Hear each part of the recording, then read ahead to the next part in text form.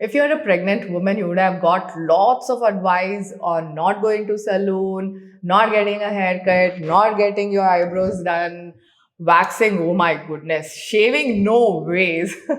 So you are confused what to do. See, removing hair on your body is totally your decision. You are comfortable with it, go ahead, enjoy. Self love is amazing. If you want to get it removed, few things you'll have to keep in mind. At first, during pregnancy, your skin is highly sensitive, so please use milder options like trimming, shaving. Stay away from waxing. Razor is a safer option. Next, in case you are using chemical based products for hair removal, like hair removal creams or powders, do a patch test each time before using. Next, elders advise not to go to salon because of dust allergy and hygiene issues. Call for an in-house treatment, get pampered. Altogether, remember that it is completely your choice.